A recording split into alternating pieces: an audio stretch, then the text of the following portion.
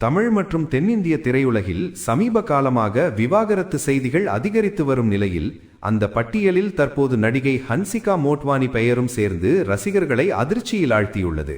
மும்பையை சேர்ந்த தொழிலதிபர் சுஹேல் கத்தூரியாவை காதலித்து திருமணம் செய்து கொண்ட ஹன்சிகா தற்போது அவரிடமிருந்து அதிகாரப்பூர்வமாக விவாகரத்து பெற்றிருப்பதாக தகவல்கள் வெளியாகியுள்ளன. 2022ஆம் ஆண்டு டிசம்பர் 4ஆம் தேதி ஜெய்ப்பூரில் உள்ள அரண்மனையில் மிகவும் பிரம்மாண்டமாக நடந்த இந்த திருமணம் ரசிகர்களிடையே பெரும் பேசுபொருளாக இருந்தது.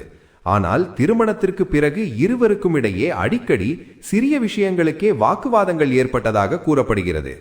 இந்த பிரச்சனைகள் நாளுக்கு நாள் அதிகரித்து 2024ஆம் ஆண்டு ஜூலை மாதம் முதல் இருவரும் தனித்தனியாக வாழ ஆரம்பித்ததாக தகவல்.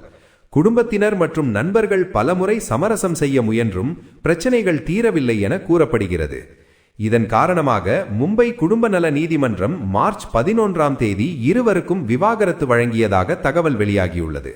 மேலும் திரையுலகில் விவாகரத்து என்றாலே ஜீவனாம்சம் குறித்து பேசப்படும் நிலையில் ஹன்சிகா எந்த ஜீவனாம்சமும் வேண்டாம் என்று கூறியிருப்பது ரசிகர்களை ஆச்சரியப்பட வைத்துள்ளது.